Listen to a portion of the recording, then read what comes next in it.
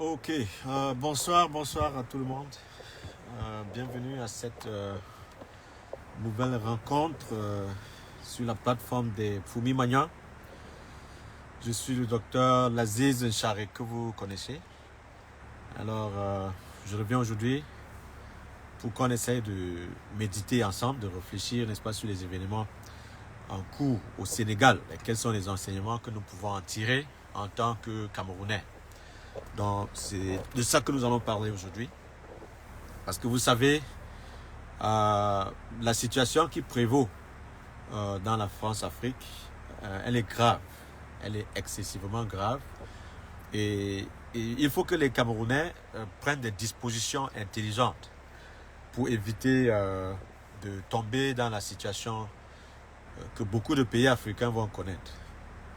Les raisons pour lesquelles nous évoquons ce sujet-là, c'est qu'on a souvent brandi le Sénégal comme un pays stable, politiquement parlant. On a aussi souvent pris le Sénégal comme un exemple de démocratie. Alors, qu'est-ce que cela nous inspire? Dans un pays où nous sommes en guerre, dans le nord-ouest et le sud-ouest, avec une rébellion en gestation dans le nord du pays, parce que avec les événements en République centrafricaine, c'est ma ferme conviction que les rebelles de Bozizé se sont repliés sur le territoire camerounais.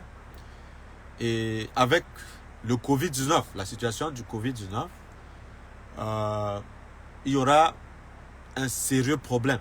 Quand je dis sérieux problème en termes de cherté de la vie. Il n'y a pas déjà les emplois pour les jeunes Camerounais. Et ensuite, le gouvernement est très désinvolte par rapport à tous ces foyers de tension. Beaucoup continuent à faire le dos rond, à se comporter comme si de rien n'était. Et la classe politique camerounaise, elle se bat à son niveau, mais elle ne se concerte pas. Parce qu'il faut que vraiment la classe politique camerounaise commence à se parler.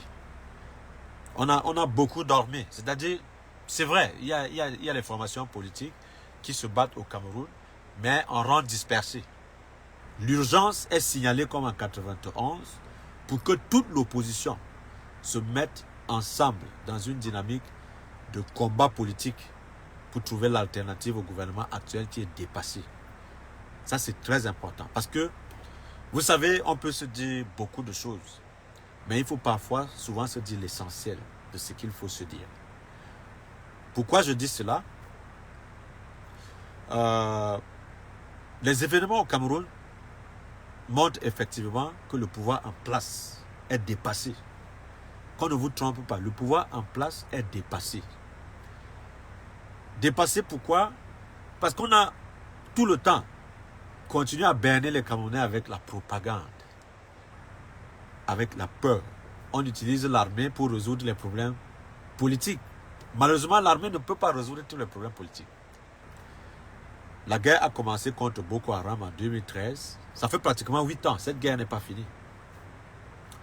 Alors, à la veille de 2017, le président de la République a déclaré la guerre contre les rebelles sécessionnistes dans le nord-ouest et le sud-ouest. Donc, maintenant, après la crise post-électorale, il y a des foyers de tension qui continuent de se multiplier. Et le gouvernement ne fait aucun effort pour arrêter tout cela. Ce qui crée un pourrissement que tout le gouvernement ne parvient pas à contrôler.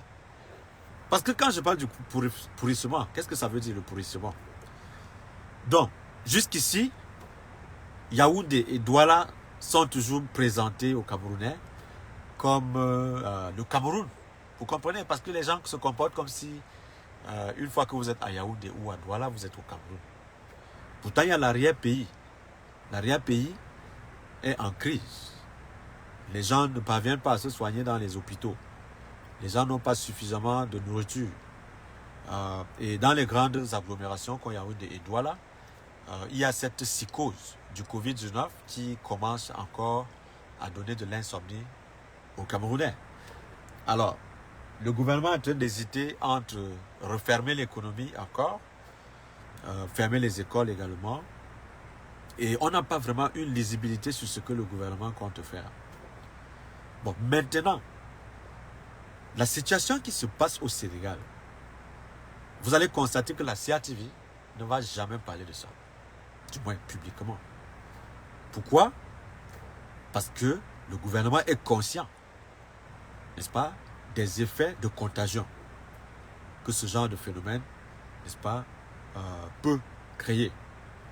Donc, dans la mouvance des années 91, les gens n'ont pas compris pourquoi est-ce que les gens sont descendus dans la rue au Cameroun.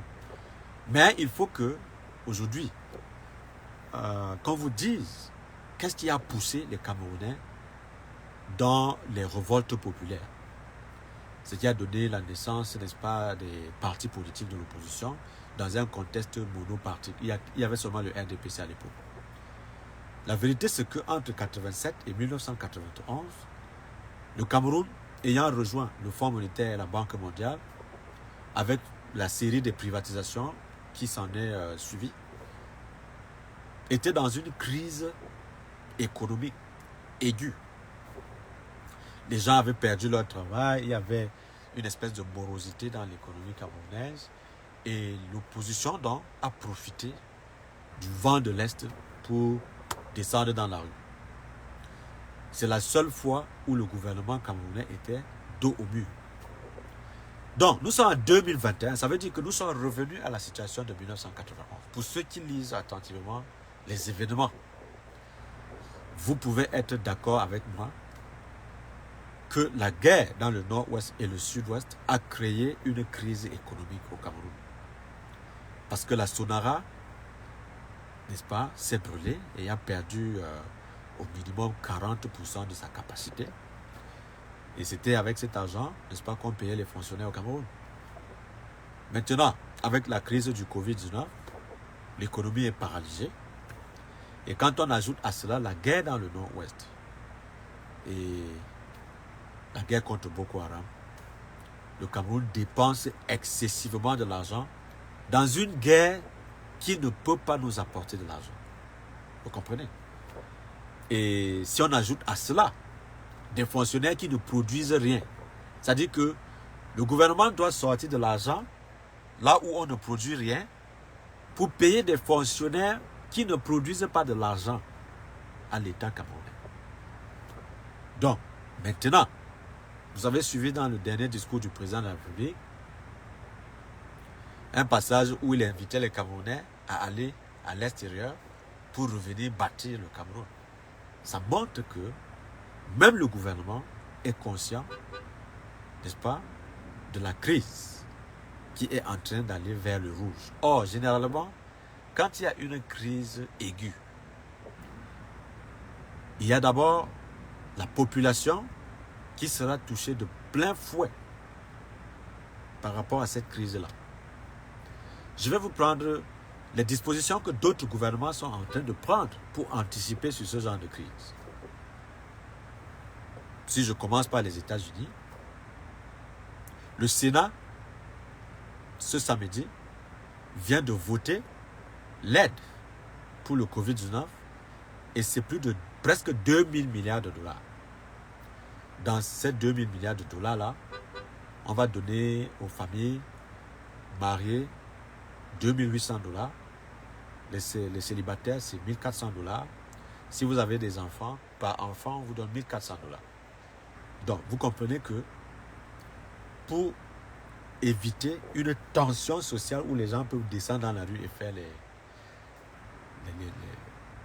pillages dans les grandes villes, le gouvernement, par anticipation, a sorti des caisses de l'État 2000 milliards de dollars. 2000 milliards de dollars. Si vous multipliez ça par 500 francs CFA, vous imaginez combien les États-Unis ont mis sur la table pour apaiser les tensions sociales. Et c'est la première puissance mondiale. Ça fait pratiquement 1 an que nous sommes sous le Covid-19 au Cameroun. Combien est-ce que l'État camerounais a voté comme budget pour soutenir les populations qui ne peuvent pas travailler à cause de cette pandémie? Vous avez la réponse. Il a fallu combien de mois pour que le président de la République sorte en public pour s'exprimer sur des mesures gouvernementales par rapport à cette pandémie qui venait de frapper le monde entier. Beaucoup de mois. Quand il est sorti, qu'est-ce qu'il a dit de concret par rapport aux dispositions gouvernementales pour anticiper sur des conséquences d'une telle pandémie mondiale? Je ne pense pas que le président ait dit grand-chose sur la situation. Maintenant, vous avez un ministre de la Santé qui sort, qui danse en public sans masque. Or, l'exemple vient d'en haut. Vous comprenez? C'est-à-dire, dans un pays en psychose, où les gens ont peur d'être contaminés par une maladie qui n'a pas encore de soins, les ministres sortent en public sans cache-nez pour danser.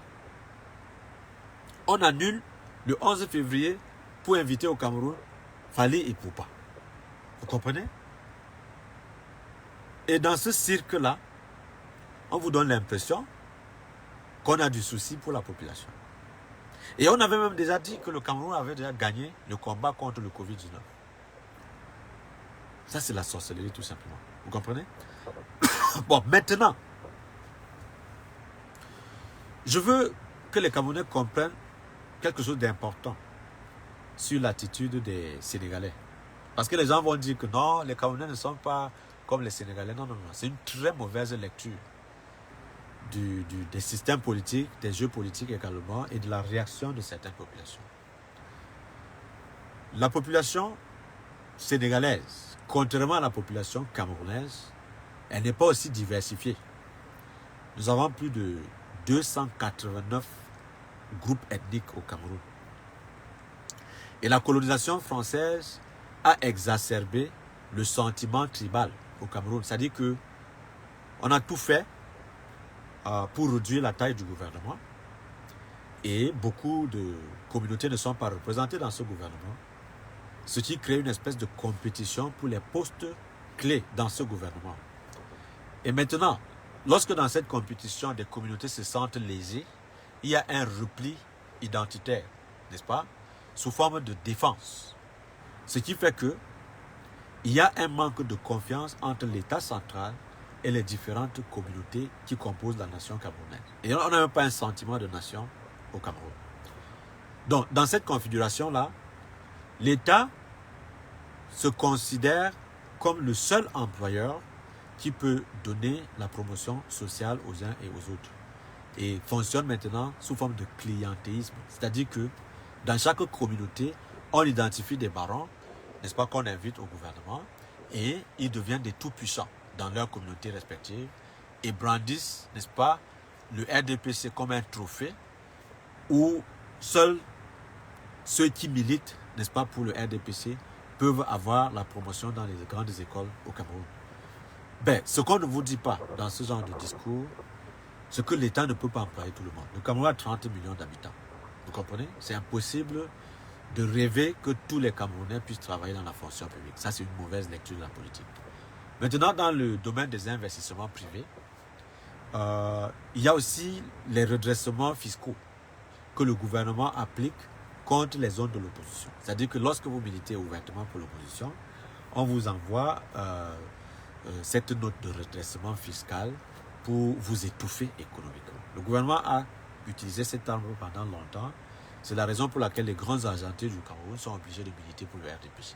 Sauf que maintenant, nous sommes dans une situation de crise généralisée où c'est le gouvernement qui a besoin des devises. Le gouvernement a aussi commis une très grave erreur de se mettre à dos la diaspora. Vous comprenez? Donc, dans cette configuration, donc, ça devient tout à fait très difficile pour le gouvernement d'avoir les devises dans le cadre, n'est-ce pas, du paiement de ses dettes sur la scène internationale. Le gouvernement dépend aussi exclusivement de la Banque mondiale du Fonds monétaire international pour ses créances, pour payer les fonctionnaires. Et la crise anglophone est au devant de la scène maintenant avec la nouvelle administration américaine qui est activiste maintenant au Conseil de sécurité. Ça veut dire que contrairement au passé, c'est-à-dire lorsque Trump était au pouvoir, le gouvernement camerounais aura des difficultés à convaincre la nouvelle administration américaine dans la crise anglophone. Ça, c'est le premier problème. Et au Conseil de sécurité, les États-Unis seront intransigeants et la France, qui est en train de connaître un sentiment anti-français en Afrique en général, aura du mal à défendre un gouvernement impopulaire dans une crise où toute la communauté internationale veut des solutions. Ça veut dire qu'il y aura des pressions inégalées sur le gouvernement camerounais de mettre fin à la guerre dans le nord-ouest et le sud-ouest. Ce qui veut dire que si le gouvernement s'entête et refuse, n'est-ce pas, d'appliquer les résolutions qui vont être votées au Conseil de sécurité, nous allons nous retrouver avec des sanctions internationales et même avec la possibilité d'une intervention internationale. C'est la situation qui est en train de s'accélérer en Éthiopie, dans la crise du Tigré, parce qu'il y a un mouvement sécessionniste dans la région du Tigré, en Éthiopie. Et lorsque vous regardez la taille, lorsque vous regardez la taille de l'économie de l'Éthiopie, elle est plus robuste que la taille de l'économie du Cameroun. Quand vous regardez l'armée de l'Éthiopie, elle est plus robuste que l'armée du Cameroun. C'est pour dire à mes frères camerounais qui sont dans le RDPC que nous avons des sérieux problèmes. C'est-à-dire que ce n'est plus une intrigue entre Camerounais. Vous pouvez ne pas être d'accord avec moi. Je suis Camerounais, je suis dans l'opposition. Je ne suis pas d'accord avec ce que le gouvernement fait.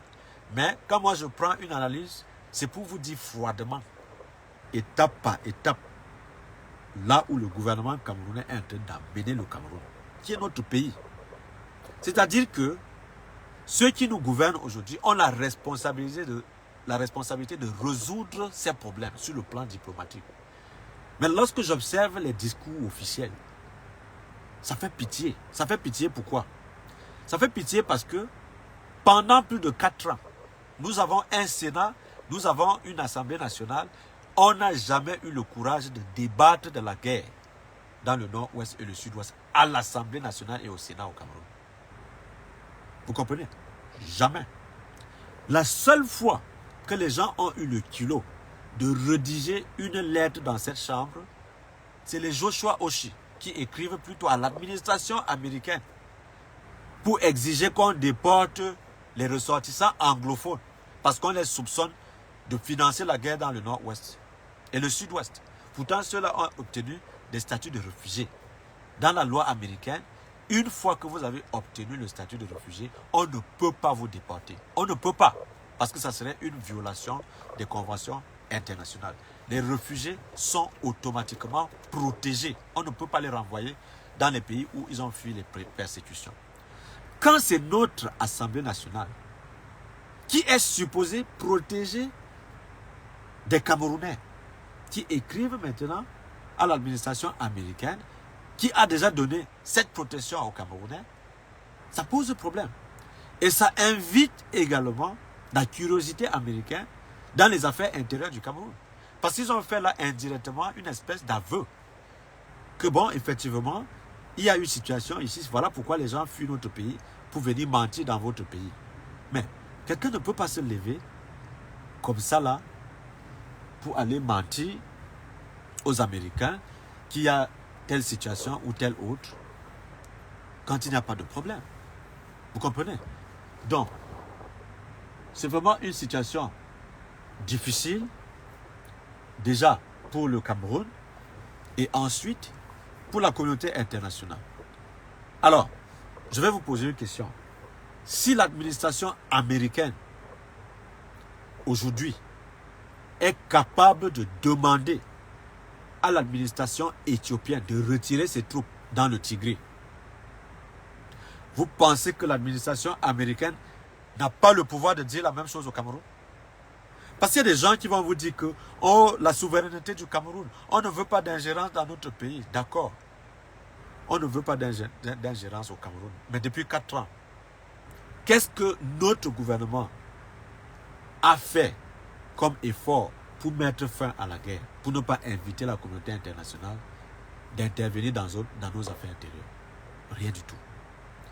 Donc, vous trouvez que c'est normal qu'une partie de notre pays continue comme ça de s'entretuer sans que personne n'ait rien à dire, tout simplement parce qu'on a besoin de protéger notre souveraineté? Ça, c'est la question que je vous pose. C'est un peu comme si un parent est à la maison avec sa femme et ses enfants. Vous êtes son voisin, vous n'êtes jamais entré dans sa maison, mais un matin, vous entendez des cris. Sa femme est en train de crier « Sauvez-moi, sauvez-moi, sauvez-moi, sauvez-moi ». Vous ne dites rien. Vous entendez les cris des enfants. « Papa veut nous tuer, papa veut nous tuer ». Pendant des mois, vous ne dites rien. Vous pensez que si jamais quelque chose arrive à cette famille qui est votre voisine, vous n'aurez pas de comptes à rendre à la justice? Vous comprenez? Alors, maintenant, si vous appelez la police pour dire vraiment, il y a une situation ici, on ne dort pas, notre voisin, il y a beaucoup de bruit là-bas, sa femme est en train de crier pendant des jours, ses enfants aussi, on ne comprend pas s'il est devenu fou ou c'est quoi, je ne sais pas. La police intervient avec le procureur pour s'enquérir de ce qui se passe. Vous allez dire que la police et le procureur qui ont intervenu pour demander ce qui se passe là, n'est-ce pas? C'est envahir la vie privée de ce monsieur. Il a droit à la vie privée, il est chez lui. Mais il n'a pas droit à la vie des gens qui sont chez lui. Il ne peut pas disposer de leur vie comme bon le semble. Il ne peut pas faire ce qu'il veut. Donc, au Cameroun, pour revenir dans les relations internationales, se retrouve un peu comme dans la situation d'un parent qui abuse de sa famille. C'est ça la situation au Cameroun. Donc, on a un pays où les gens disent que nous voulons d'un seul pays, un Cameroun, un et indivisible, quelque chose de ce genre. Et nous devons imposer ça par tous les moyens, même s'il faut faire la guerre. Et ils mettent les moyens militaires pour imposer cette réalité à tout le monde. Dans cette situation-là, il y a une partie des Camerounais qui disent que non, nous sommes marginalisés, nous n'allons plus continuer dans ce rythme-là, où on adopte le fédéralisme, où il y a sécession. Ils prennent les armes et ils commencent la guerre. Depuis 4 ans, ils sont dans cette guerre-là. On ne sait pas ce qui se passe parce qu'on n'a pas toutes les informations. Tout ce qu'on peut comprendre, c'est qu'il y a des réfugiés au Nigeria qui partent de la partie anglophone. Et il y a de nombreux déplacés internes à l'intérieur du Cameroun. Nous pouvons les observer. Je suis du département du Doun. Il y a une très bonne partie d'anglophones qui résident actuellement à Koutaba. Le maire de Koutaba a créé des logements sociaux pour les anglophones qui ont quitté les zones de guerre pour venir s'installer là-bas. Ça, c'est des faits. Parce que les gens ne viendront pas dire que non, il est en train de salir l'image du pays. Je n'ai pas besoin de salir l'image de notre pays. C'est notre pays. Je suis francophone également. Et je ne peux pas être d'accord avec la guerre dans mon pays. C'est-à-dire que, 1, je ne suis pas favorable à la sécession, mais de 2, je ne peux pas aussi admettre qu'on cherche à résoudre une crise politique avec une solution militaire. Parce que ça ne se fait pas. On ne peut pas trouver des solutions politiques avec des solutions militaires. On ne peut pas. On ne peut pas avoir des problèmes politiques et prendre l'armée pour résoudre ce problème. Ce n'est pas ça. L'armée républicaine, elle n'est pas là pour résoudre les problèmes politiques. C'est-à-dire que si le gouvernement n'est pas d'accord avec un opposant, on envoie l'armée pour écraser cet opposant-là. Ça ne se fait pas. Macky Sall a osé ça au Sénégal. Regardez ce qu'il est en train de récolter. C'est-à-dire le gars a gagné son élection tranquillement en 2019. Et un de ces 4 matins comme ça, il décide d'arrêter le 3e de cette élection-là. Maintenant, tout le Sénégal est dans la rue. Demain, mardi et mercredi, c'est la grève générale dans tout le pays pour un seul opposant. Alors, pourquoi est-ce que c'est comme ça au Sénégal? C'est comme ça au Sénégal parce que le Sénégal est en crise. Et les gens cherchent des prétextes pour descendre dans la rue. Et quand on arrête un jeune populiste qui donne l'impression qu'il est anti-système, anti-gouvernement, c'est fini pour le gouvernement. Monsieur Macky Sall aura des sérieux problèmes au Sénégal parce que la jeunesse sénégalaise s'identifie à Ousmane Sonko, qui est né en 1974. Et il a travaillé dans le gouvernement et il a critiqué le gouvernement ouvertement à l'Assemblée nationale, publiquement. Et il est allé aux élections et il est sorti 3e. Ça, c'est un sérieux problème pour le président Macky Sall. Alors, si nous pouvons apprendre donc quelque chose du Sénégal, c'est quoi exactement? C'est d'abord l'idée que c'est malsain pour un président en exercice d'instrumentaliser la justice à des fins politiques. C'est malsain pour un président de la République d'utiliser l'armée pour régler ses soucis politiques.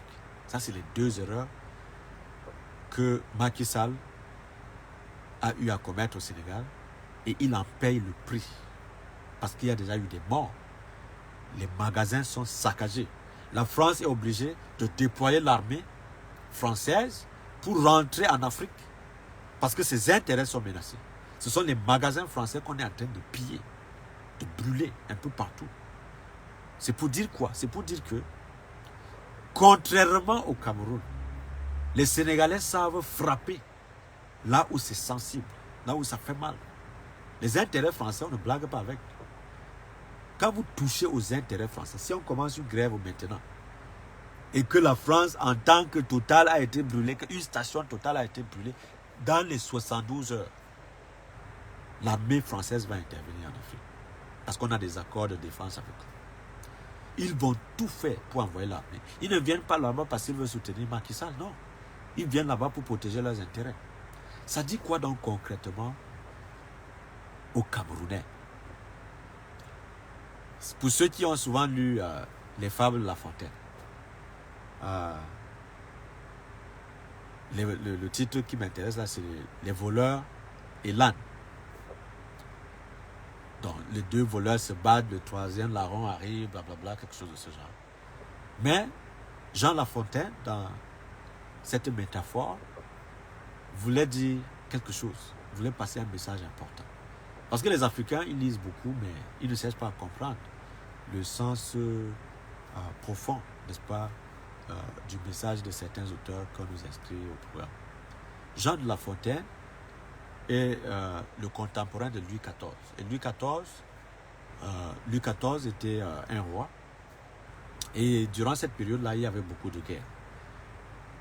Et dans les guerres, on prenait les provinces, on prenait des cités, et ainsi de suite.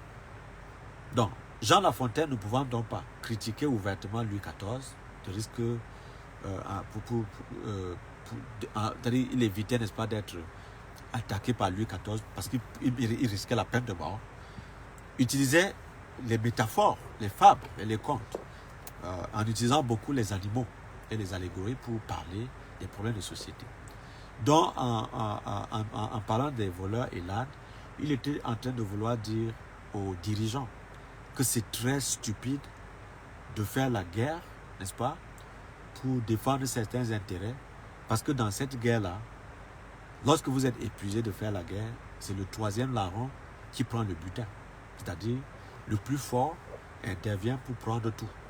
C'est ce qui va se passer avec les Sénégalais, parce que quand ils vont s'entretuer dans les rues, là, vous pensez que la France va intervenir là-bas parce qu'ils sont intéressés par la stabilité du gouvernement sénégalais? Non. S'ils envoient une armée là-bas, c'est pour piller le Sénégal. Vous comprenez? C'est pour piller le Sénégal. Donc, c'est de la même façon, quand je parle du Cameroun, j'ai aussi cette lecture appréhensive d'une intervention internationale au Cameroun. C'est-à-dire que vous ayez l'ONU, les casques bleus, quand ils interviennent quelque part, ce n'est pas pour protéger ce pays. C'est pour piller le pays là. Allez en République démocratique du Congo, il y a les casques bleus là-bas depuis longtemps. Vous pensez qu'ils sont là-bas pour les beaux yeux des Congolais? Ils sont en train d'exploiter les minéraux du sous-sol congolais. De la même façon, nous avons les minéraux au Cameroun. L'est du Cameroun, là, il y a des minéraux, de l'or, des bauxites, tout, manganèse. Nous avons ça. Nous avons également le pétrole, tout le Grand Nord que vous voyez là, où il y a eu les rébellions en gestation. Vous pensez qu'on oriente la rébellion là-bas pour rien? C'est parce qu'ils savent qu'ils peuvent exploiter le pétrole là-bas. Le pipeline Tchad Cameroun traverse tout le Grand Nord pour aller à Doba, en Centrafrique. Vous savez ce que Idriss Déby est en train de faire? Idriss Déby veut vendre son pipeline. Vous comprenez? Son pipeline sur tout le territoire camerounais à 150 milliards. Vous pensez que Idriss Déby est bête? Il veut se débarrasser de son pipeline parce que bientôt, son pipeline sera investi par les soldats et il ne pourra plus, n'est-ce pas, acheminer son pétrole sans des risques d'incendie. Et là, en espiègle, il se débarrasse rapidement de ça et nous aurons ce risque d'avoir un pipeline qui n'a pas de pétrole. Et nous aurons payé au passage 150 milliards. Donc sur le plan stratégique, donc, le Cameroun est un pays important dans le golfe de Guinée. Le Cameroun est convoité par la France, les États-Unis, l'Angleterre, la Russie et la Chine.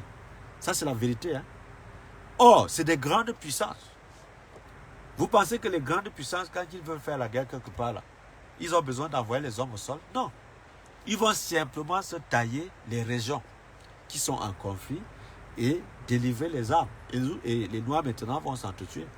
Et eux, qu'est-ce qu'ils vont faire? Ils vont contrôler les matières premières. Et ils vont vous vendre les armes en contrepartie. C'est de ça que vous voulez au Cameroun? C'est pour cela que lorsque j'observe comment est-ce que nous faisons la politique, ça m'écoeure vraiment. Ça me fait vraiment mal parce que nous sommes allés à l'école pour être suffisamment matures, pour être suffisamment intelligents, pour lire derrière les lignes ce que les gens sont en train de faire.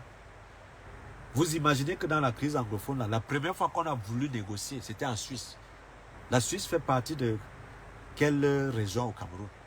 Nous avons un problème dans le nord-ouest et le sud-ouest, mais c'est en Suisse qu'on invite les gens pour négocier. Et on vous dit qu'on ne négocie pas avec les rebelles. Les rebelles étaient représentés par ceux qui défendent leurs intérêts en Suisse. Vous pensez que quand ils font la guerre, là, ils n'ont pas, n'est-ce pas, leurs représentants en Occident? Vous pensez qu'ils font la guerre, ils trouvent les armes où? Vous pensez que quand ils font cette guerre-là, ils n'ont pas des sponsors à qui ils ont promis des choses? Alors, c'est pour cela que j'invite ceux qui sont encore camerounais dans le gouvernement du RDPC de se ressaisir un tout petit peu. Parce que votre arrogance est en train de nous conduire ensemble à notre perte. Vous comprenez, si quelqu'un aime le Cameroun, franchement, même si vous n'êtes pas d'accord avec le RDPC, vous devez dire la vérité au RDPC. Pour que le suicide collectif qui sont en train de vouloir nous embarquer à l'intérieur, qui comprennent que c'est eux qui vont se détruire dans ce suicide collectif-là. Parce que les mesures punitives, s'il y a des mesures punitives, je n'ai aucun compte à protéger. Hein. On ne va pas geler mes comptes. C'est eux qui volent de l'argent et protègent des milliards dans des comptes en Occident. Quand on frappe des sanctions économiques, les premiers qui tombent, n'est-ce pas, sous le coup des sanctions, c'est les ministres du régime. Hein. Donc, si vous avez protégé des milliards en croyant que vous allez brûler au Cameroun pour fuir, sachez que vous n'aurez même pas à manger. C'est-à-dire, quand vous fuyez le Cameroun pour aller vers là où vous avez déposé ces milliards-là, vous allez débarquer à la banque et on vous dira qu'on a gelé vos comptes. Quand on gèle vos comptes, ça veut dire que vous n'avez accès à aucun franc. Vous ne pourrez même pas payer le loyer ou payer la scolarité de vos enfants. Et dans ce cas-là, vous êtes en Occident et vous ne pouvez pas retourner au Cameroun parce que vous n'avez pas de l'argent. Et vous risquez les poursuites judiciaires étant hors de votre pays. Donc si vous comptez sur l'argent que vous avez déposé dans des comptes offshore à l'extérieur, parce que vous estimez qu'une fois que le Cameroun, que vous aimez tant, va se brûler, parce que vous êtes entêté de confisquer le pouvoir, de continuer la guerre qui ne marche pas, vous êtes en train de vous piéger. Vous comprenez? Vous êtes en train de vous piéger. Donc, moi, j'ai pris l'habitude, n'est-ce pas, les week-ends, de prendre quelques aspects, n'est-ce pas, de la vie politique au Cameroun, pour en profiter, n'est-ce pas, et vous expliquer le mécanisme que les chefs d'État utilisent pour, n'est-ce pas, garder la population ou pas. Mais il y a une chose qui est en train d'échapper au cartel des dirigeants France-Africains. Il y a quelque chose qui échappe à ces gens. La France est en difficulté financièrement. Ça, c'est le premier point. C'est-à-dire que la France, sans l'Afrique, la France ne vaut rien. Mais il y a un sentiment anti-français en Afrique parce que les Français ont continué à soutenir des dictatures en Afrique. Et ça ne plaît plus aux jeunes comme moi. Moi, j'ai 41 ans. Ça ne peut pas me plaire. Et dans cette tranche d'âge, nous n'avons pas de travail au Cameroun. Parce que la moyenne d'âge pour ceux qui travaillent au Cameroun, c'est dans les 60 ans. Ils ne veulent pas passer à la retraite.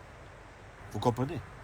Donc un jeune comme moi, qui vit au Cameroun, qui n'a pas d'emploi, qui n'a pas de maison, qui n'a absolument rien, n'a pratiquement rien à perdre. C'est la raison pour laquelle ils vont se noyer dans la Méditerranée. Donc, si vous avez poussé des jeunes Camerounais à se noyer à la Méditerranée, parce que vous pensez que l'armée française peut venir vous soutenir dans la dictature et l'oppression, vous vous trompez parce que lorsque ces Camerounais auront marre de vos manigances, vous n'aurez plus la possibilité de gouverner le Cameroun, même avec la France, même avec l'aide de la France. Nous avons vu ce qui se passe au Mali, nous voyons ce qui se passe en Côte d'Ivoire, nous voyons ce qui se passe en Centrafrique, nous voyons ce qui se passe au Tchad, nous voyons actuellement ce qui se passe au Sénégal. Ça veut dire que c'est une situation généralisée. Nous voyons ce qui se passe en Guinée. Nous voyons ce qui se passe au Niger. On vient d'organiser une élection au Niger. Il y a un nouveau président qui a été élu. Mais les gens sont dans la rue. Pourquoi? Et là-bas, il y a Avera qui exploite le minerai, qui exploite l'uranium, n'est-ce pas, du Niger. Pourquoi est-ce que les gens sont dans la rue? Posez-vous cette question. Pourtant, des gogonards parmi nos intellectuels qui font dans le snobisme, ils viendront à la télévision, vous gargariser avec des discours mensongers que la force c'est à la loi et que l'armée, comme le BIE, peut neutraliser tous ces rebelles au Cameroun. L'effectif que nous avons au sein de notre armée, ça ne peut pas couvrir le territoire national. Hein. Rien que la guerre anglophone, là, on peut déployer toute l'armée du Cameroun dans le nord-ouest et le sud-ouest. Et ils ne vont pas pouvoir s'en sortir. Maintenant, si on ajoute à cela les 3 provinces du nord, c'est-à-dire les 3 régions du nord, l'extrême nord, le nord et la Damawa, si eux aussi rentrent en rébellion, l'armée sera divisée sur 3 fronts.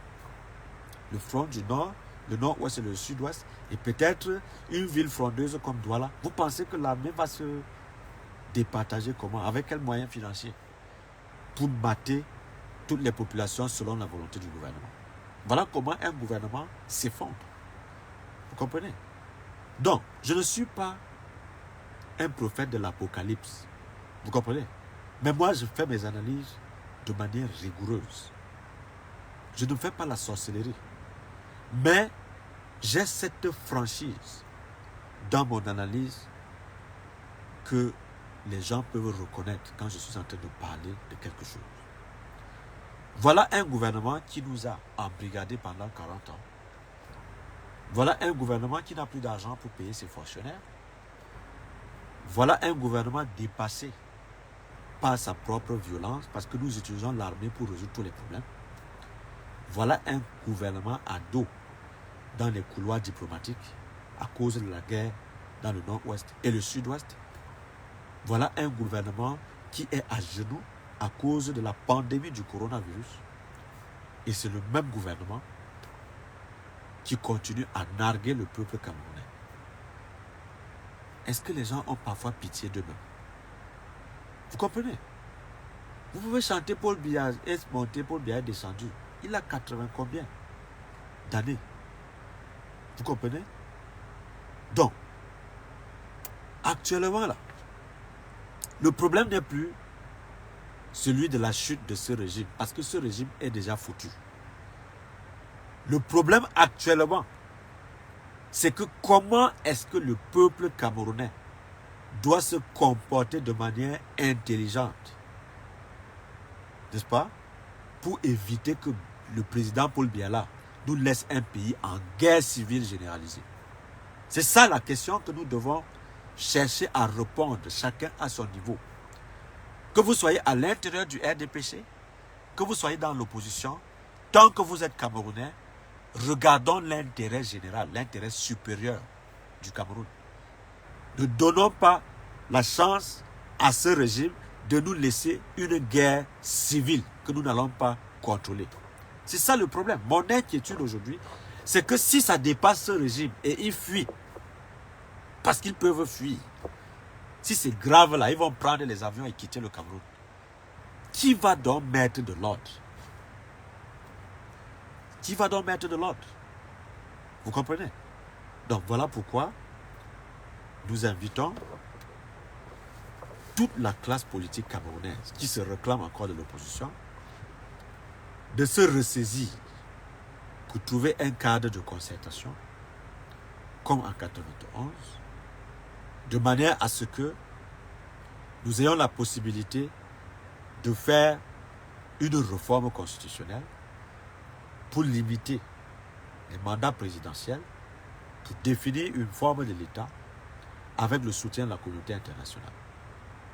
Si on a cette formule et que l'opposition est vraiment l'opposition, organisée autour d'une plateforme, ça peut être un pacte républicain avec la collaboration de la société civile qui n'existe même plus au Cameroun parce que les gens sont tellement corrompus.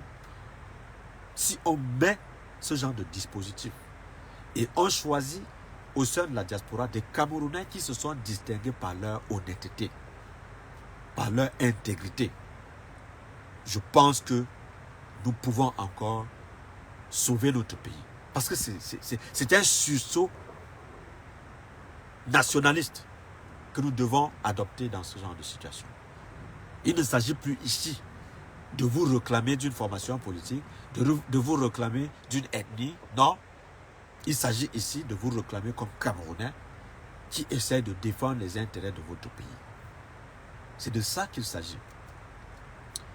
Parce que la vérité, c'est que après tout ce débat-là, nous sommes des Camerounais. Et à un moment donné, nous aurons envie que nos enfants vivent dans un espace de liberté où les institutions fonctionnent très bien. Nous aurons envie d'un pays où il y a des lois. Nous aurons aussi envie d'investir dans notre pays. C'est notre pays. Nous sommes nés là-bas. Donc, ce n'est pas parce que nous ne sommes pas d'accord avec le gouvernement que nous allons souhaiter que tout le Cameroun brûle. Ça, c'est une erreur. Parce que Paul Biya va partir.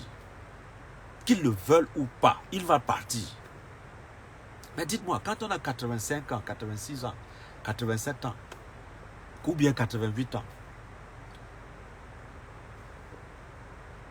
quand on a cet âge-là, hein, on n'a plus d'avenir. On n'a plus d'avenir. On attend simplement son jour.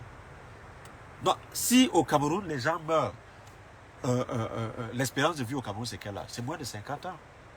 Alors, si quelqu'un a la chance d'avoir 88 ans, il doit plutôt s'avouer chanceux. Bon, maintenant, quand des gens assez cyniques, assez hypocrites accrochent leur destin sur un monsieur qui a 88 ans, je dis qu'ils sont aveugles, ils ne comprennent pas ce qu'ils font.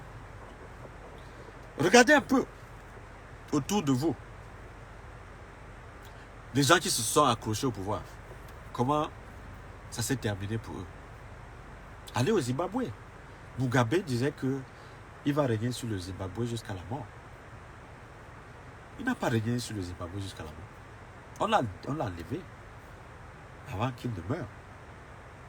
Vous comprenez? Donc, il ne faut pas que les Camerounais soient assez égoïstes à un point où ils veulent détruire au passage tout un pays. Ça, ce n'est pas responsable. Ce n'est pas responsable. Donc, nous avons l'habitude de débattre de beaucoup de choses. De débattre des positionnements politiques, des débats politiques, des tractations politiques, comment ça va se passer après Paul Biya et tout. L'urgence aujourd'hui, c'est de maintenir les institutions n'est-ce pas, maintenir les institutions, peu importe comment nous allons nous comporter, de manière intelligente, en misant sur des Camerounais intègres, peu importe leur affiliation politique. Déjà ça. Et quand on a maintenu ces institutions-là, il faut qu'on redéfinisse un nouveau contrat social par rapport à la forme de l'État. Entre 1961 de 1960 jusqu'en 72, nous étions l'État fédéral. Les gens ne sont pas morts parce que c'était le fédéralisme. Maintenant, de 72 jusqu'en 84, nous étions République unie du Cameroun. De 84 jusqu'en 2021, nous sommes République du Cameroun avec tous les problèmes et une guerre qu'on ne parvient pas à contrôler. Ça veut dire que notre désir d'avoir une République unie, indivisible, a plutôt forcé les gens à la guerre. On doit être suffisamment intelligent pour comprendre cela et modifier, n'est-ce pas, la stratégie pour réaliser qu'il y a d'autres formes qui peuvent, n'est-ce pas, apporter des solutions à la crise que notre pays traverse. Alors, lorsqu'on a réfléchi sur la forme de l'État qui puisse accommoder tous les Camerounais, on peut donc définir un code électoral qui donne la majorité absolue à un président qui va nous représenter, n'est-ce pas, officiellement. Et on devrait aussi songer à limiter le nombre de mandats pour ne plus jamais avoir un président qui va passer 40 ans au pouvoir. Parce qu'on ne peut pas quand même parler de démocratie et avoir quelqu'un qui a 40 ans au pouvoir. Ça, c'est l'insulte à notre propre intelligence. Et par rapport au tribalisme, parce qu'il s'agit de ça, on doit définir dans la loi des sanctions prévues contre chaque Camerounais qui va prononcer des propos tribalistes publiquement. On devrait prévoir des sanctions sévères. Ça peut commencer par une espèce de condamnation sous forme de... pas une condamnation d'abord de prison, c'est-à-dire, ici ils appellent ça probation, ici en anglais. Ça peut, je pense que c'est... Comment on appelle ça? Donc, en tout cas, on vous condamne que si vous reprenez ceci, vous allez en prison. Ici, en anglais, on appelle ça probation. Donc, condamnation avec sursis, je pense. Je pense que c'est ça en français. Donc, si vous allez sur Facebook, vous pointez votre compatriote camerounais, vous tenez un propos du genre sale Bamileke, ou bien sale ceci, sale nordiste, ou bien un mouton du nord, on vous condamne à une prison en sursis d'abord. Si vous reprenez, on vous colle peut-être 2 ans de prison. Quand 2, 3, 4 Camerounais iront en prison parce qu'ils ont tenu des propos tribalistes, on va résoudre le problème du tribalisme très facilement. Si vous êtes un responsable qui doit recruter des Camerounais, et on constate dans votre responsabilité que vous avez recruté essentiellement les gens de votre tribu parce que vous voulez les favoriser, on mène l'enquête et on constate qu'il y a des notes supérieures aux gens que vous avez favorisés sous forme de clientélisme, on vous envoie en prison automatiquement. Si le Cameroun a ce genre de disposition dans la loi, les gens réfléchiront pas 2 fois avant de pratiquer le tribalisme. Vous comprenez? Parce qu'il faudrait prendre des mesures draconiennes contre le tribalisme. Parce que c'est quand même scandaleux que des gens se pointent à la télévision pour dire des bêtises du genre un Bamileke ne sera jamais président, tel de telle tribu ne sera président. Ça, c'est la folie. C'est tout simplement la folie. Parce que nous sommes égaux en devoir et en droit devant la loi au Cameroun. Que vous soyez Bamileke, Ewondo, Bassa, Betty, tout ça. Si les Camerounais vous font confiance, vous méritez de diriger le Cameroun. Il n'y a aucun problème pour ça. Qu'est-ce qu'il y a donc à développer ce discours anti-tribal, c'est-à-dire ce discours tribaliste envers les autres Camerounais? Donc, on a évolué comme ça pendant longtemps. À un moment donné, il faut qu'on se ressaisisse et qu'on frappe du poing sur la table. En sorte que les gens qui ont tendance à développer ce genre de discours comprennent le danger qui peut venir avec ce genre de discours. Les Hutus et les Tutsis au Rwanda avaient commencé comme ça. C'est-à-dire que on privilégiait les Tutsis dans les lycées. C'est-à-dire que vous venez inscrire les enfants, on sélectionne seulement les Tutsis. Ils sont là. Quand ils vont dans la fonction publique, là, on sélectionne seulement eux. Pourtant, ils étaient minoritaires. Vous comprenez? Donc, ils ont évolué comme ça sous les Belges, parce que les Belges voulaient utiliser le tribalisme pour régner sur le pays.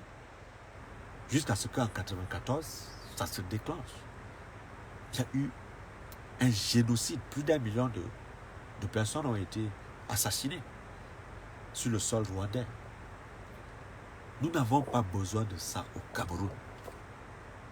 Ceux qui sont au pouvoir aujourd'hui doivent comprendre que après 40 ans de pouvoir sans partage, ils doivent avoir pitié des Camerounais. Ils doivent comprendre que toutes les tensions sociales que nous avons au Cameroun découlent de la confiscation du pouvoir. Il faut qu'on se dise la vérité. Il n'y a pas une tribu qui est née pour gouverner. Un peuple, ça n'existe pas. Si vous vous accommodez à ce genre de choses, ce n'est pas normal. Ce n'est pas normal. Nous avons plus de 30 millions d'habitants, plus de 289 tribus. Qu'est-ce que les autres communautés peuvent dire d'une telle longévité au pouvoir? Vous comprenez? Donc il ne faut pas quand même que les Camerounais continuent à vivre dans cette cécité intellectuelle. Il faut qu'on se dise la vérité. Il faut qu'on ait le courage, franchement, de dire la vérité. Peu importe ce qui peut nous arriver. Commençons par dire la vérité. Parce que c'est dans la vérité que nous pouvons sauver notre pays. Il faut se sursaut parfois. C'est-à-dire, nous devons parfois nous dépouiller, n'est-ce pas, de certains susceptibles, c'est-à-dire de certaines susceptibilités, quel que soit qui nous sommes. La dignité qui va avec notre personnalité, c'est la capacité de venir en public dire la vérité aux gens. Dire d'abord la vérité. Et après, les gens peuvent, n'est-ce pas, faire des analyses. Ils peuvent se développer leur propre opinion.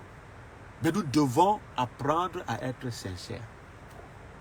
Ce n'est pas intelligent de la part d'un seul Camerounais de détester son frère camerounais sur la base tribale. C'est fou, c'est bête, c'est idiot, c'est irresponsable. Nous devons avoir le courage de condamner le tribalisme dans toutes ses formes. Il n'y a rien en Afrique qui me révolte plus que le tribalisme. Parce que je vis avec des Blancs. Le racisme encore, on peut dire que c'est la couleur de la peau.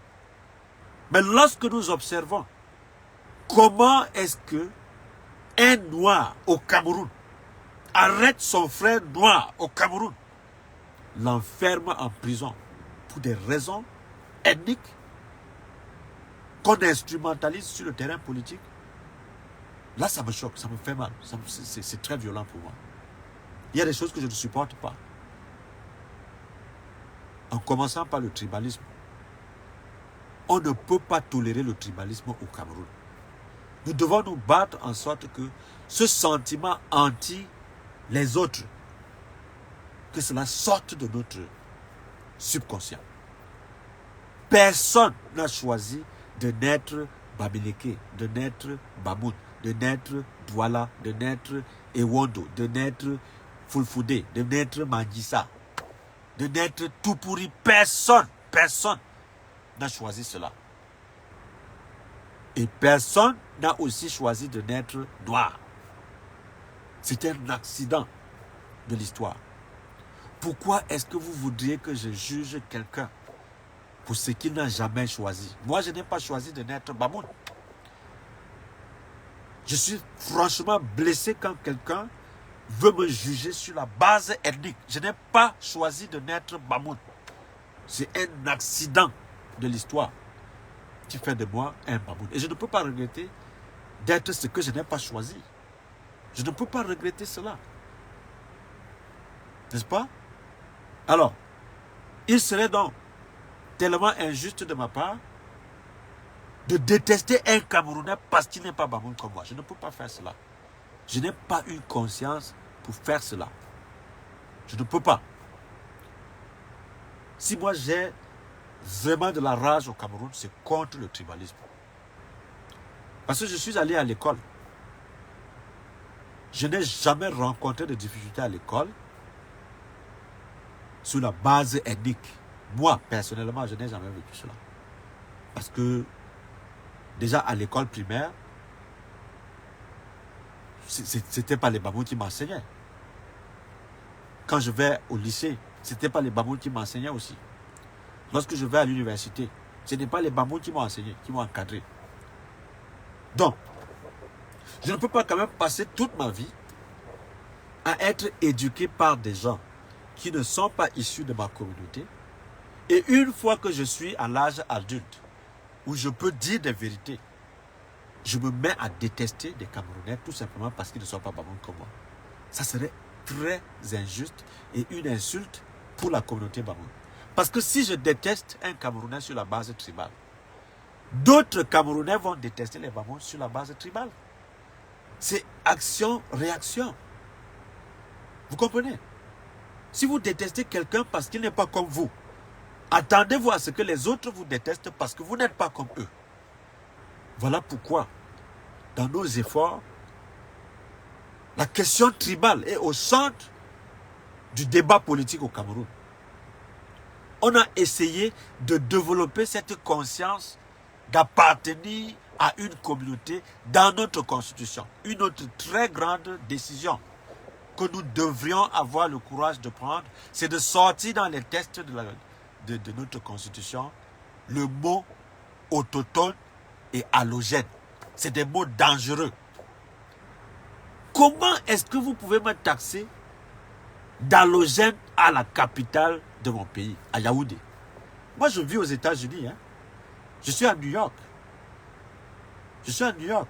Et ici, chez moi, là, un matin, je viens garer ma voiture. Mon voisin dit que je ne gare pas ma voiture. Oh, il a garé 3 voitures devant ma porte. J'ai garé ma voiture devant son portail.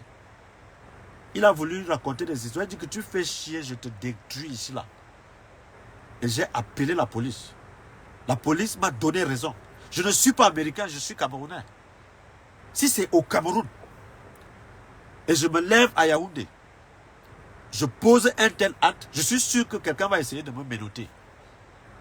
Sous prétexte que peut-être je suis allogène. Alors que je suis camerounais, avec des droits civils, je paye des taxes, je fais tout.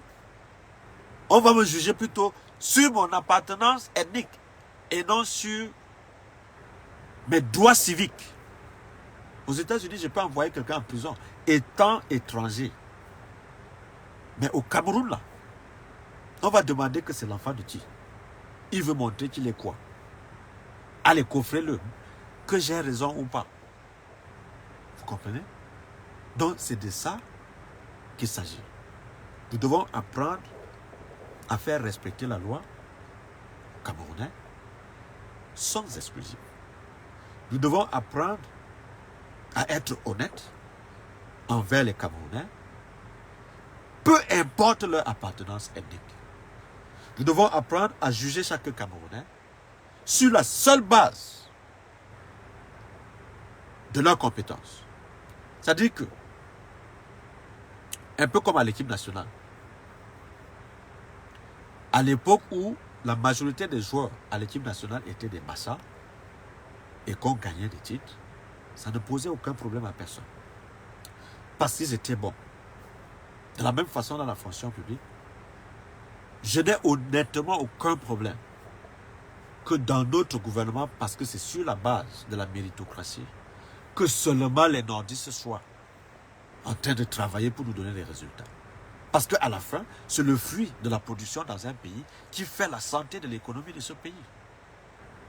Qu'est-ce que cette histoire d'équilibre régional où on vous trompe qu'on est en train de pratiquer l'équilibre régional, alors que dans la réalité, on exclut les gens dans la fonction publique? Quelle est cette histoire d'équilibre régional où il y a une partie du pays qui ne va pas actuellement à l'école? Les anglophones ne vont pas à l'école. Dans 5 ans, dans 6 ans, dans 7 ans, ils seront en retard sur le plan éducatif. Mais nous serions en train de faire des concours. On ne va pas tenir compte de cette guerre. Mais quand ils vont se plaindre d'être marginalisés, on va envoyer l'armée pour continuer à les martyriser. Mais on se comporte comme des privilégiés. On se comporte comme si ça ne nous concerne pas. Lorsque nous, on sort, on se prononce publiquement comme ça, on nous taxe d'antipatriotes. On nous guette dans les aéroports pour nous arrêter. Tout simplement parce qu'ils peuvent. Et en commettant ce genre d'erreur, ils enfoncent tout le pays. Parce qu'à un moment donné, ça ne va pas tenir. L'injustice, là, ça ne peut pas. Chaque pays gagne de la paix parce qu'il y a la justice. Et la justice sociale, elle est importante dans toutes les communautés. Ici aux États-Unis, où je vis, il y a un temps, les Noirs ne pouvaient pas s'asseoir sur les mêmes bancs avec les Blancs. Ils ne pouvaient pas prendre les mêmes bus ensemble. Ils étaient considérés comme des demi-hommes. Ils n'avaient pas le droit de vote, ainsi que les femmes. Ils étaient d'ailleurs esclaves. On avait juré que les Noirs ne peuvent pas prendre le pouvoir aux États-Unis. Mais les gens ont continué de lutter. Obama est devenu président. Aujourd'hui, la vice-présidente, elle est noire. Ça vous dit que lorsque vous vous battez pour les idéaux démocratiques dans votre pays, vous ne baissez pas les bras. Vous ne vous taisez pas. Vous ne dites pas on va faire comment. Vous essayez au moins d'exprimer votre indignation publiquement. Parce que les mots là, les gens qui pensent que tout ce que nous racontons là, ça ne sert à rien, vous mentez. Ce que je viens de dire aujourd'hui là, ça va circuler sur la toile. Ça va toucher le cœur de quelqu'un. Quelqu'un qui pensait que c'est normal d'être tribaliste. S'il est honnête avec lui-même, s'il a compris ce que j'ai dit, il aura des regrets par rapport à son attitude. Et voilà pourquoi les leaders d'opinion, les influenceurs, voilà leur rôle. Un influenceur n'est pas nécessairement là parce qu'il veut devenir président. Un influenceur, c'est parce qu'il a les idéaux de vie qui orientent sa vie. C'est parce qu'il a des modèles de société qu'il veut émuler. C'est parce qu'il pense qu'il y a une façon normale de faire des choses. Et que quand ce n'est pas normal, ça fait mal. Et il ne dort pas. C'est ça, un activiste. Nous sommes des activistes. Nous ne sommes pas les activistes pour prêcher la haine contre les Camerounais. Nous sommes les activistes pour dire la vérité aux Camerounais, pour dire que dans un régime qui opprime les gens, on finit comme au Sénégal dans la rue. Dans un régime qui opprime les gens, on finit dans la guerre civile, comme c'est dans le nord-ouest et le sud-ouest. Parce qu'il y a un temps, les gens du RDPC nous vantaient la paix, que le Cameroun était en paix. On nous a fait le chantage de la paix. À chaque fois qu'on critiquait l'action du gouvernement, non, non, non, on ne veut pas la guerre, on ne veut pas la guerre. Notre pays est en paix, hein. Notre pays est en paix. Ne venez pas avec la folie là. Actuellement, qu'est-ce qu'on dit? On dit, ah, le BI va neutraliser les gens là. Les ambazozos là. Les ambacons qu'on a. C'est ce que les gens disent, hein. Mais ils ne comprennent pas que chaque jour, les hommes et les femmes dans notre armée régulière perdent leur vie dans cette guerre inutile. Vous comprenez? Ce sont les enfants des pauvres, hein, qui meurent dans cette guerre. Ce ne sont pas les enfants des ministres qui sont dans l'armée. Hein. Donc, vraiment, chers compatriotes, nous avons un devoir moral important de sensibiliser les Camerounais vers des valeurs d'équité. De faire en sorte que les Camerounais soient raisonnables. Avant, quand nous on s'exprimait, les gens nous disaient, oh, ils ont fui le Cameroun pour aller vivre en Occident. Comme si c'était une insulte. Vous regardez un peu ce qui se passe à la Méditerranée. Vous connaissez combien de bateaux, combien de pirogues débarquent, n'est-ce pas, à la côte espagnole? Ce sont ces gens-là qui étaient aussi au Cameroun et qui disaient aussi les mêmes choses. Que lorsqu'on est en Occident, là, on est pour le snobisme, on souffre et on veut vous montrer que la vie est bien ici. Non, mes frères, ce n'est pas ça. Oui, on souffre parce qu'on est loin de la famille. On souffre peut-être parce qu'on ne peut se sentir mieux que c'est soi-même. Je peux être plus content parce que je suis au Cameroun, où j'ai moins de stress, hein, je peux me reposer, voir ma famille et tout. Mais quand je suis en Occident, je dois passer plus de temps à travailler. Vous comprenez? Donc, qu'est-ce que c'est que cette histoire où, si on rêve vivre bien, on doit fuir son propre pays? Vous trouvez que c'est normal? Fuir son pays parce qu'il n'y a pas de travail, fuir son pays parce qu'il y a une dictature qui persécute les gens, fuir son pays parce qu'il n'y a pas de moyens économiques pour survivre là-bas, fuir son pays parce qu'on est mal à l'aise. Vous comprenez? Il y a un problème. On peut changer cela. On peut changer cela si on comprend que ce Cameroun-là, c'est nous qui pouvons le construire ensemble. Si ce Cameroun-là nous appartient effectivement, il n'y a pas de raison qu'une clique de corrompus confisque l'appareil de l'État pour en faire ce qu'ils veulent. Si ce Cameroun-là nous appartient, on doit au moins demander notre avis sur comment l'argent de l'État camerounais est géré. Les stades qu'on a eu à construire là, on a détourné des milliards pour construire ces stades. Plus de 3000 milliards. C'est beaucoup d'argent. Mais quand on en parle, ceux qui ont volé cet argent, on les protège. Mais si nous on critique cela, c'est nous qu'on va chercher d'arrêter. Alors que nous on n'a pas touché 5 francs de cet argent-là. Vous comprenez que c'est un pays bizarre. Quelqu'un vole de l'argent, ça m'énerve. Je vais en public, je dis que non, il a volé de l'argent, ce n'est pas normal. Mais c'est plutôt moi qu'on cherche à arrêter, alors que je n'ai rien volé. C'est-à-dire que moi, je mérite de passer toute ma vie derrière les barreaux, en prison, alors que je n'ai pas touché à l'argent de l'État. C'est lui qui a volé ces milliards-là, il est promu ministre. Et vous trouvez que c'est un pays normal? Mais on vous parle de l'opération épervier. Hein? Et les ministres sont en prison parce qu'ils ont volé les milliards de l'État. Et ils ne remboursent pas cet argent. En Chine, vous volez l'argent de l'État, on vous assassine. Hein? On vous assassine. Mais au Cameroun, quand vous volez de l'argent, on vous donne. On vous fait la promotion. Et ce sont les sales opposants, comme ils nous appellent là, qui doivent être arrêtés. Et si on est arrêté, c'est les mêmes peuples camerounais qui vont applaudir. Hein? Ah, on avait dit, il bavarde trop. C'est-à-dire que quelqu'un est mal à l'aise par rapport à la mauvaise gestion de votre pays. Mais lui bavarde trop. Et on te pose la question, qu'est-ce qu'il a déjà fait pour le Cameroun? C'est-à-dire quand je parle comme ça, je prends mon temps, j'explique des choses. Des pauvres Camerounais qui sont victimes de ce dont je parle là. C'est eux qui vont venir me demander ce que moi j'ai déjà fait pour le Cameroun. Je n'ai pas un radis du gouvernement camerounais. Hein. Mais on va venir, hein, quelles sont les écoles? Pourquoi il ne construit pas les écoles dans son village? Hein, il n'a pas construit ceci dans son village. Est-ce que je suis obligé de faire cela? Hein? J'ai vécu au pays, je ne suis pas à l'aise là-bas. Je dis non, je ne peux pas vivre comme ça et je vais aux États-Unis. Je décide de vivre là-bas. Mais ça ne veut pas dire que j'ai cessé d'être Camerounais. Vous comprenez? Donc, voilà pourquoi je dis que nous devons nous sentir concernés des affaires de notre pays. À chaque fois que nous sommes face à l'injustice, nous devons nous exprimer en sorte que les gens comprennent que l'injustice n'est pas normale dans un pays. Et nous devons aussi cultiver le sens de l'intérêt supérieur de l'État.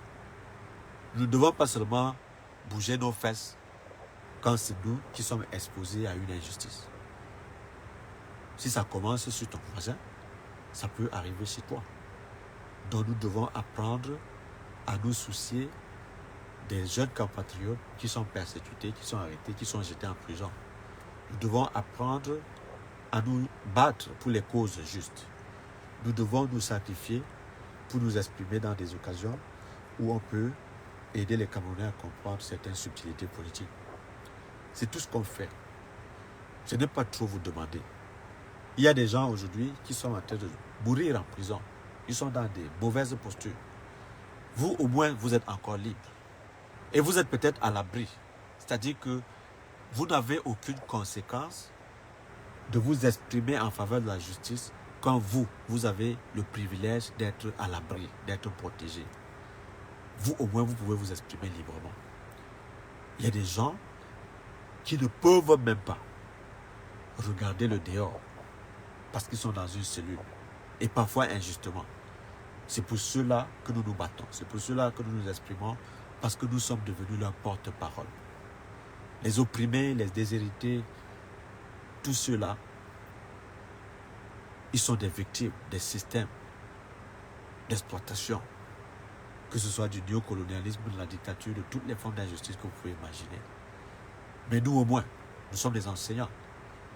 Nous comprenons la structuration de la société. Nous pouvons identifier de l'injustice, etc., etc. C'est tout cela que nous condamnons. Donc, c'était à peu près cela que je voulais vous expliquer et dire que ce qui se passe au Sénégal peut se passer au Cameroun. Il ne faut pas que les gens continuent à développer une espèce d'exception quand il s'agit du Cameroun, alors que dans la réalité, nous avons même pire que ce qui se passe au Sénégal. Le mensonge, c'est de faire croire au Cameroun que ce qui se passe au Sénégal ne peut jamais se passer au Cameroun, alors que dans la réalité, nous avons déjà une guerre civile dans le nord-ouest et le sud-ouest. C'est ça la vérité. C'est ça la vérité. Mais les gars qui sont favorables au pouvoir vont toujours continuer à minimiser cela, de faire comme si de rien n'était, comme s'il n'y avait pas de problème. Pourtant, nous avons déjà pire. Quand les gens se déplacent pour aller au Nigeria, c'est parce qu'ils ne peuvent pas vivre sur place. Il y a déjà la guerre qui les chasse dans leur village. Quand nous brûlons des maisons dans des villages, ça veut dire que nous sommes en guerre. Quand Human Rights Watch se plaint que des femmes ont été violées, les enfants ont été assassinés, Garbou et tout, ça veut dire qu'il y a des crimes de guerre sur notre sol. On ne peut pas cacher cela. Quand on dit cela, ce n'est pas qu'on est contre l'État camerounais. C'est qu'on veut que l'État camerounais respecte les droits de l'homme. Quand on a dit ça, les gens vont venir demander, et les rebelles alors? Les rebelles qui tuent les femmes et tout ça? Non. Qui a créé les conditions de la rébellion? C'est l'État camerounais. Qui a signé les conventions internationales pour respecter les droits de l'homme? C'est encore l'État camerounais, puisque personne ne reconnaît les rebelles. Vous ne pouvez pas être reconnu comme un État et aller vous battre avec des rebelles pour utiliser les méthodes, n'est-ce pas, génocidaires, et vous retournez et dire qu'eux alors, ils sont en train de faire les génocides. Non, ils n'ont pas la puissance militaire de l'État pour être dans la logique, n'est-ce pas, de l'équivalence. On ne peut pas établir l'équivalence entre des rebelles, n'est-ce pas, et l'armée régulière qui a signé des conventions internationales pour respecter les droits de l'homme et autres. Pour respecter, n'est-ce pas, les lois sur les crimes de guerre et autres. Vous êtes un État avec des conventions, n'est-ce pas, que vous avez signées. Les rebelles n'ont signé aucune convention. Ça ne veut pas dire que je peux justifier que ces maquisards ou bien ces rebelles-là égorgent des femmes et les enfants. Je suis contre cela. Si on les arrête, on va les traduire à la cour pénale aussi. C'est aussi simple à comprendre. Je ne peux pas justifier les atrocités tout simplement parce que c'est face aux rebelles, c'est des humains. L'État a la responsabilité de les arrêter, de les traduire en justice et de les envoyer en prison. C'est le droit de l'État. Mais on ne peut pas assassiner des civils, comme c'est ce qui s'est passé à Garbou. Il n'y a aucune justification pour cela. Quand on a dit ça, est-ce que ça veut dire qu'on est contre l'État? Non. L'État, c'est vous, l'État, c'est moi. Mais je ne peux pas accepter qu'il y ait des crimes contre l'humanité commis à mon nom. Parce que nous sommes dans un état de droit, c'est de notre responsabilité de condamner cela, de dire la vérité. Donc voilà, je pense que c'est vraiment ce qui nous a inspiré cette analyse aujourd'hui. Les manifestations au Sénégal, parce que le président Macky Sall a arrêté un opposant pour l'enfermer. C'est ça qui a mis le feu aux poudres. Et nous disons que de tels comportements au Cameroun, ça se reproduit tout le temps. Malheureusement, les gens continuent à faire comme si c'est normal et ils vous développent des discours d'exception pour dire que voilà, le Cameroun ce n'est pas le Sénégal, le Cameroun ce n'est pas le Tchad, le Cameroun ce n'est pas ceci. Et quand la situation s'empire, ils vous disent que même aux États-Unis, il y a la violence policière. Mais ils ne vous disent pas qu'aux États-Unis, on arrête les responsables de la violence policière, qu'on le jette en prison. On ne s'amuse pas ici. Donc, ils sont très forts pour établir les équivalences avec les premières puissances, mais très faibles pour vous dire que dans ces comparaisons-là, c'est toujours de notre côté, n'est-ce pas, qu'il y a des dégâts. Quand il y a inondation à Douala, oh, il y a aussi les inondations en France. Mais on ne vous dit pas que les assurances paient les Français en cas d'inondation. La même chose aux États-Unis. On ne vous dit pas que quand il y a les émeutes aux États-Unis, les gens cassent les boutiques et tout, mais on n'envoie pas l'armée régulière réprimer dans le sang ces Américains qui sont en train de casser les boutiques. Alors que chez nous, c'est autre chose. Le Sénégal est en train de casser les boutiques, de brûler. Vous n'avez pas eu un bilan de 100 morts. Parce que l'armée républicaine ne tire pas sur les fous, quel que soit le degré de violence. La brigade anti-émeute neutralise les gens, les arrête et les envoie en cellule. On ne tue pas les gens. On ne tire pas à l'arme blanche. On ne tire pas sur la population. C'est ça. Donc voilà la différence entre ce qui se passe au Sénégal et ce qui se passe au Cameroun. Donc, nous devons faire beaucoup attention par rapport à toutes ces crises-là, parce que elle va se généraliser. Il faut s'attendre à tout cela. Et voilà, nous faisons ce genre d'analyse pour préparer les Camerounais en sorte qu'ils soient suffisamment intelligents pour éviter des situations de dérapage. Donc, je vais donc devoir vous laisser. Ça fait pratiquement 1h30 qu'on était en train de parler, presque 1h30. Bon, quand c'est trop long, là, ce n'est plus bien. Donc, merci à tout le monde. À chaque fois que l'occasion va se présenter, nous allons avoir l'occasion d'échanger comme ça pour vous donner des pistes d'analyse, en sorte que les uns et les autres puissent se faire une idée de ce qui se passe et que cela nous serve d'inspiration pour éviter de tomber dans des situations catastrophiques, n'est-ce pas, qui peuvent rendre la vie impossible à tout le monde. Merci donc de votre aimable attention. C'était le docteur Abdoulaye Lazine Charles. Bonne soirée à tout le monde.